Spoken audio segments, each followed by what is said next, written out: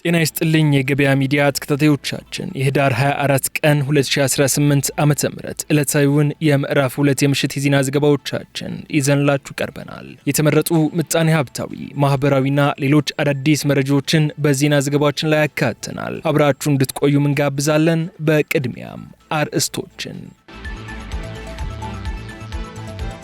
ከሰሞኑ የምግብ ዘይት ላይ የተስተዋለን ከፍተኛ የዋጋ ጭማሪ በተመለከተ የኢትዮጵያ ምግብ ዘይት ማህበር ምላሽ ሰጥቷል። ከዚህ ጋር ተያይዞ የተሰጡ አነጋጋሪ መረጃዎችን የምናደርሳችሁ ይሆናል። ቦታ ተረክበው ወደ ስራ ያልገቡ በርካታ አልሚዎች እርምጃ ተወስዶባቸዋል። ሙሉ መረጃውን የምንነግራችሁ ይሆናል። የባህላዊ ሕክምና ቁጥጥርና እርምጃ አወሳሰድ መመሪያ ማሻሻያ ሊደረግበት እንደሆነ ተሰምቷል። አብራችሁን ስትቆዩ ወደ እናንተ የሚደርስ ይሆናል። ለኩላሊት እጥበት ሕክምና አገልግሎት የጤና መድን ሽፋን እንደማይሰጥ ተገልጿል። ተያይዞም የመድን ሽፋን የማይሰጥባቸው ሌሎች ህክምናዎችም ተዘርዝረዋል። ትሰሙታላችሁ። በህፃናት ላይ በቅርብ ቤተሰብ የሚፈጸም ጾታዊ ጥቃት አሳሳቢ የሆነ ነው ተብሏል። ከመረጃዎቻችን መካከልም ይዘነዋል። የተከበራችሁ ተከታታዮቻችን አብራችሁን በመቆየት የእነዚህና ሌሎች ጉዳዮችን ዝርዝር መረጃ እንድታደምጡ በክብር እየጋበዝን አሁን ወደ ዝርዝር ጉዳዮች እንለፍ።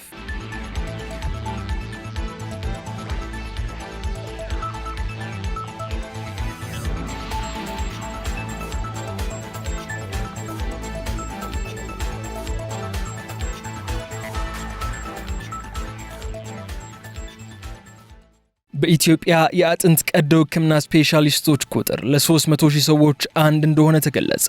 ኢትዮጵያ ካላት ከፍተኛ የህዝብ ብዛት አንጻር የአጥንት ቀዶ ሕክምና አገልግሎት የሚሰጡ ባለሙያዎች ቁጥር 695 ብቻ እንደሆነና በዚህ ስሌት መሰረትም አንድ ባለሙያ 300,000 ሰው እንደሚያገለግል የኢትዮጵያ አጥንት ሐኪሞችና ባለሙያዎች ማህበር አስታውቀዋል። እንደ ማህበሩ ገለጻ ኢትዮጵያ ውስጥ በማገልገል ላይ ከሚገኙ 16 የውጭ ሀገር ዜጎች ጋር ሲደመር የባለሙያዎችን ቁጥር 711 ያደርሰዋል። የማህበሩ ፕሬዝዳንት ዶክተር ኢፍሬም ገብረሃና የኢትዮጵያውያን አጥንት ህክምና ዶክተሮች ቁጥር 695 ቢሆንም የስፔሻሊስቶቹ ቁጥር 400 ብቻ ነው ብለዋል። በተጨማሪም 295 ሐኪሞች በዘርፉ ስፔሻላይዝድ ለማድረግ በመሰልጠን ላይ እንደሆኑ አንስተው የባለሙያዎቹ ቁጥር 120 ሚሊዮን ለሚገመተው የኢትዮጵያ ህዝብ ቁጥር ሲካፈል አንድ ባለሙያ ለ300,000 ሰው እንደሚያገለግል ያሳያል ሲሉም አስረድተዋል። ለባለሙያዎቹ ቁጥር ማነስ በምክንያትነት ከተጠቀሱት መካከል በአጥንት ቀዶ ህክምና አገልግሎት ዘርፍ ስልጠና የሚሰጡ የከፍተኛ ትምህርት ተቋማት ቁጥር ማነስ፣ ዘርፉ የሚጠይቀውን የመግቢያ ነጥብ የሚያስመዘግቡ ተማሪዎች አነስተኛ መሆን ይገኙበታል።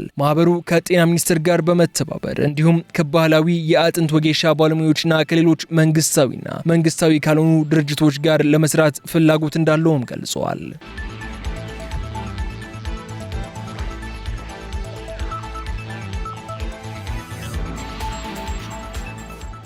ከወለድ ነጻ የፋይናንስ አገልግሎት ዘርፍ የተሰበሰበው ተቀማጭ ከ425 ቢሊዮን ብር በላይ ነው ተባለ። ባለፉት ዓመታት የአገልግሎት እንዲስፋፋ አያሌ ስራዎች ተከናውነዋል ያለው ባንኩ በአሁኑ ወቅት 9 ሙሉ ለሙሉ ከወለድ ነጻ የሚሰሩ ተቋማትና 48 ከወለድ ነጻ መስኮት አገልግሎት የሚሰጡ ተቋማት በስራ ላይ እንደሚገኙ ገልጿል። እንደ ባንኩ መረጃ ከሆነ ከወለድ ነጻ የፋይናንስ አገልግሎት ዘርፍ የተሰበሰበው ጠቅላላ ተቀማጭ ገንዘብ ከ425 ቢሊዮን ብር በላይ መድረሱንና በኢንሹራንስ ዘርፍ የታካፉል አረቦን መጠን 471 ሚሊዮን ብር መድረሱን ተገልጿል። የብሔራዊ ባንኩ ምክትል ገዥ አቶ ሰለሞን ደስታ እንደገለጹት እንደ አውሮፓውያን አቆጣጠር በ2021 ይፋ የሆነው ሁለተኛው የኢትዮጵያ ብሔራዊ የፋይናንስ አካታችነት ስትራቴጂ ውጤት ተከትሎ የሞባይል ገንዘብ ተጠቃሚዎች ቁጥር በ2020 ከነበረበት ከ1 ሚሊዮን ያነሰ ሂሳብ በ2025 ወደ 136 ሚሊዮን ማደጉን ተጠቁመዋል። ይህ እድገት በአመት ከ9.6 ትሪሊዮን ብር በላይ የዲጂታል ግብይት እንዲፈጸም ማስቻሉም የተገለጸ ሲሆን በባንክ ስርዓት ውስጥ ያለው ጠቅላላ ተቀማጭ ገንዘብ እንደ አውሮፓውያን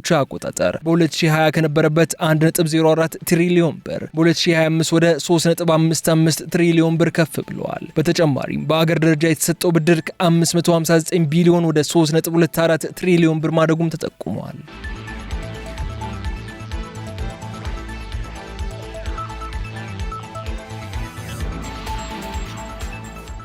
ከ5000 ካሬ ሜትር በላይ መሬት ከምዝበራ መዳኑ ተገለጸ። በአዲስ አበባ ከተማ ባለፉት 5 ወራት ከ5000 ካሬ ሜትር በላይ መሬት ከምዝበራ ማዳን መቻሉን የአዲስ አበባ ስነ ምግባርና ጸረ ሙስና ኮሚሽን አስታውቀዋል። በአዲስ አበባ ከተማ ባለፉት 5 ወራት ብቻ ከሙስናና ብልሹ አሰራር ጋር በተያያዘ 394 ጥቆማዎች ለኮሚሽኑ እንደደረሰው የአዲስ አበባ ከተማ አስተዳደር ስነ ምግባርና ጸረ ሙስና ኮሚሽን ጀማል ረዲ ተናግረዋል። የቀረቡ ጥቆማዎችን በመመርመርም 39ኙ የሙስና ጉዳይ እንደሌላቸው ያላቸው 17 ደግሞ የሙስና ጉዳይ ስላለባቸው ምርመራ እንዲደረግባቸው የመመርመር ስልጣን ለተሰጠው አካል መላኩን ኮሚሽነሩ አክለዋል። ባለፉት 5 ወራት ብቻ ሊመዘበር የነበረን 5483 ካሬ ሜትር ቦታን ማዳን መቻሉን ኮሚሽነሩም ያስታወቁ ሲሆን ኮሚሽኑ ባደረጋቸው የአስቸኳይ ሙስና መከላከል ስራዎችም በተለያዩ መንገዶች ሊዘረፍ የነበረን ከ402 ሚሊዮን 777 ሺህ ብር በላይ ማትረፍ መቻሉንም ገልጸዋል። ምዝበራ ሊደረግባቸው የነበሩት ሀብቶችም መሬት፣ ልዩ ልዩ ብረታ ብረቶች፣ መስታወቶች፣ የቀበሌ ቤቶች፣ መመሪያን ያልተከተለ የቅጥርና የሰራተኛ ምደባ መሆናቸውንም ተናግረዋል።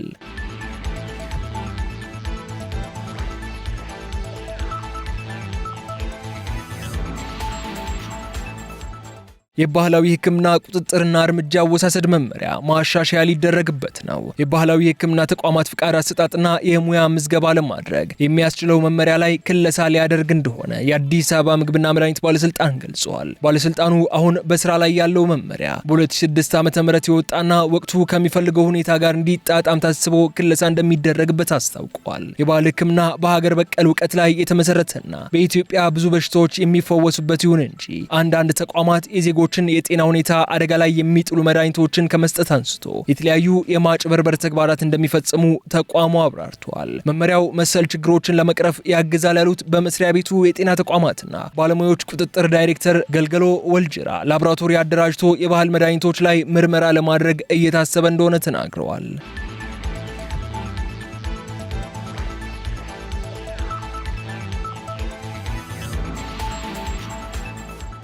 በህፃናት ላይ በቅርብ ቤተሰብ የሚፈጸም ጾታዊ ጥቃት አሳሳቢ የሆነ ነው ተባለ።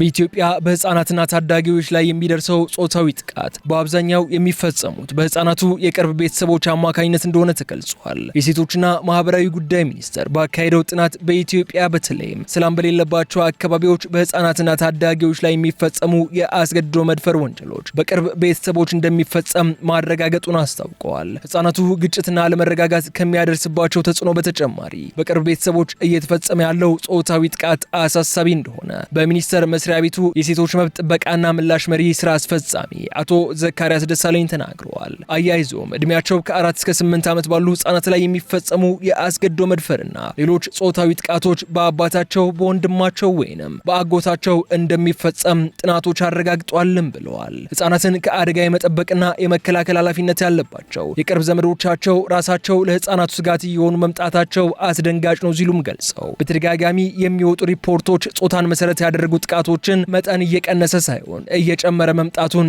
እንደሚያሳይ ጠቁመዋል። በኢትዮጵያ ጾታን መሰረት ያደረጉ ጥቃቶች በዜጎችና በሀገር ላይ ያደርሱ ያሉት ተጽዕኖ ቀላል የሚባል አይደለም ያሉም ሲሆን ከቅርብ ዓመታት ወዲህ ድርጊቶቹ እየተባባሱ መምጣታቸውን መሪ ስራ አስፈጻሚው ገልጸዋል።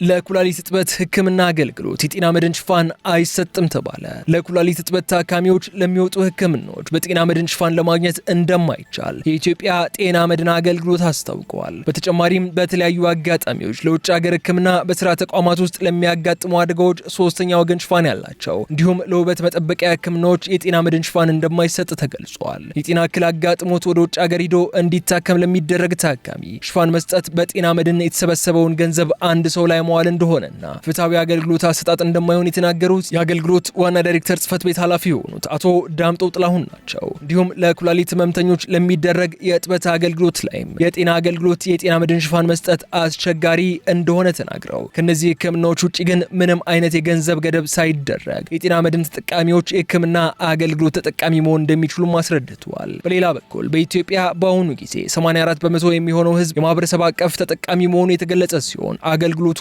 በ1195 ወረዳዎች ስር ከ4347 ጤና ተቋማት ጋር ውል በማሰር የጤና ተቋማቱ ለማህበራዊ ጤና መድን ተጠቃሚዎች የዱቤ አገልግሎት እንዲሰጡ ያደርጋልም ተብሏል። በ2018 ዓ.ም ደግሞ የወረዳ ሽፋኑን አሳድጎ ለ1320 ወረዳ የማህበረሰብ አቀፍ ጤና መድን ተጠቃሚ እንዲሆኑ ለማድረግ ማቀዱን በኢትዮጵያ የጤና መድን አገልግሎት የዋና ዳይሬክተር ጽህፈት ቤት ኃላፊ አቶ ዳምጦ ጥላሁን ጨምረው ተናግረዋል።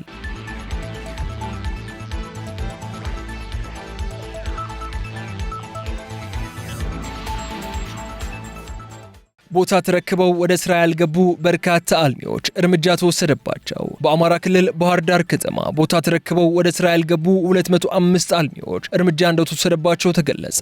ይህ የተገለጸው ቦታ ወስደው ወደ ሙሉ ስራ ያልገቡ ባለኮከብ ሆቴል አልሚ ባለሀብቶች ጋር በባህር ዳር ከተማ ውይይት በተካሄደበት ወቅት ነው። በመድረኩ ንግግር ያደረጉት ርዕሰ መስተዳደር አረጋ ከበደ የሆቴል ኢንዱስትሪውን በማስፋፋትና የቱሪዝም መዳረሻዎችን በማዘመን ለአገልግሎት ዘርፉ ልዩ ትኩረት በመስጠት መስራት ይገባልም ብለዋል። ይህን ለማድረግ ደግሞ ቦታ ወስደው ወደ ግንባታ ያልገቡና ገንብቶም ስራ ያልጀመሩትን በሙሉ አቅም ወደ ስራ በማስገባት ከዘርፉ የሚገኘውን ኢኮኖሚ ማሳደግ እንደሚገባም ገልጸዋል። የሆቴል ቱሪዝሙን ለማስፋፋትና ተደራሽ ለማድረግም 43 ባለኮከብ ሆቴል ባለሀብቶች ለሆቴል ዘርፍ ቦታ መውሰዳቸውን የገለጹት ደግሞ የባህር ዳር ከተማ አስተዳደር ተቀዳሚ ምክትል ከንቲባ ጎሹ እንዳለማው ናቸው። ምክትል ከንቲባው እነዚህ ባለሀብቶች ቦታውን አጥሮ የማስቀመጥና አጠናቆ ወደ ስራ ያለመግባት ችግር የሚታይባቸው በመሆኑ በሙሉ አቅማቸው ወደ ስራ መግባት አለባቸውም ብለዋል። በባህር ዳር ከተማ በ2017 ዓ.ም ቦታ ከወሰዱት 350 አልሚዎች 205 የሚሆኑት የግንባታ ፍቃድ ወስደው ወደ ግንባታ ያልገቡና ከገቡም በኋላ የዘገዩ እንደሆኑም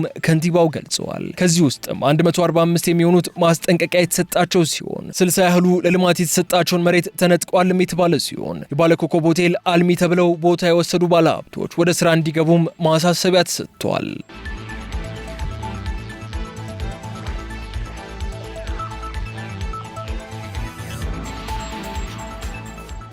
ሰሞኑን የምግብ ዘይት ዋጋ ጭማሪ የተከሰተው ምርቱን ከውጭ በሚያስገቡ ነጋዴዎች አማካኝነት ነው ተባለ። በኢትዮጵያ ከ40 በላይ የምግብ ዘይት አምራቾች እንደሚገኙና ከሀገር ውስጥ አምራቾች እየተገኘ ያለው የምርት መጠን 20 በመቶ ብቻ መሆኑን የኢትዮጵያ ምግብ ዘይት ማህበር አስታውቀዋል። በየዓመቱ ከ42000 ሜትሪክ ቶን በላይ የምግብ ዘይት በሀገር ውስጥ አምራቾች አማካኝነት እንደሚመረት የተናገሩት የማህበሩ ስራ አስኪያጅ አቶ ትልቅ ሰውለታ የሀገር ውስጥ ፍጆታ ሙሉ በሙሉ በአምራቾች ለመሸፈን እየተሰራ እንደሆነ አብራርተዋል። ከግብአት እህል አቅርቦት ጋር በተገናኘ መሻሻል መታየቱ የተቋማቱን የዘይት ምርት መጠን ለማሳደግ ወሳኝ መሆኑ ተገልጿል። በሌላ በኩል ደግሞ ሰሞኑን የተከሰተው የምግብ ዘይት እጥረት በሀገር ውስጥ አምራቾች የአቅርቦት ችግር ሳይሆን ከውጭ ምርቶችን በሚያስገቡ ነጋዴዎች አማካኝነት መፈጠሩን ዋና ስራ አስኪያጁ ጠቁመዋል። መሰል የዋጋ ጭማሪና የአቅርቦት ችግርን ለመቀነስ እየተሰራ እንደሆነ የገለጹት ስራ አስኪያጁ የሀገር ውስጥ ምርትን መጠቀም ሁነኛ መፍትሄ እንደሆነ ተናግረው የሀገር ውስጥ የዘይት ምርቶች የጥራት መጠንም ቢሆን ከፍተኛ ነው ሲሉ ጠቁመዋል። ያሉ ችግሮችን በመቅረፍ የሀገር ውስጥ አምራቾች ምርታቸውን እንዲያሳድጉ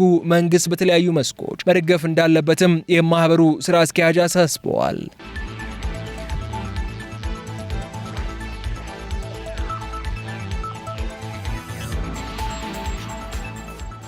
በመጨረሻም ለበርካታ አፍሪካውያን የኤሌክትሪክ እጥረት መፍትሄ የሚሰጥ ጉባኤ ሊካሄድ ነው። ከ600 ሚሊዮን ለሚበልጠው የአፍሪካ ህዝብ የኤሌክትሪክ እጥረት መፍትሄ ለመስጠት የኃይል ነፃነትን ለማረጋገጥና ለአየር ንብረት ለውጥ ምላሾችን ለማስቀመጥ ያለመ ጉባኤ ሊካሄድ እንደሆነ ተገለጸ።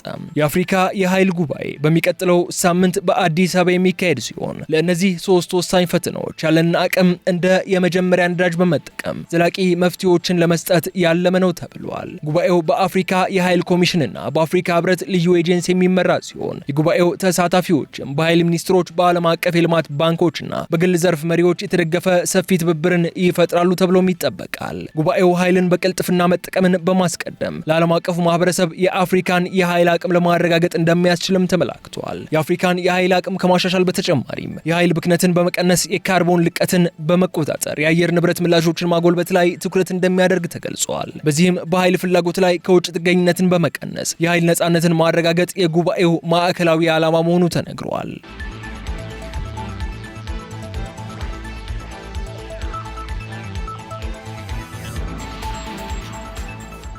የተከበራችሁ ተከታታዮቻችን ከገበያ ሚዲያ ወደ እናንተ ሲደርሱ የነበሩት ለህዳር 24 ቀን 2018 ዓ.ም ምዕራፍ 2 ምሽት የተዘጋጁ የዜና ዘገባዎቻችን እነዚህ እስካሁን ስትከታተሏቸው የቆያችሁትን ይመስሉ ነበር። በቀጣይ በሌሎች ጉዳዮች መልሰን እስክንገናኝ ድረስ መልካሙን ሁሉ ለእናንተ ተመኘን።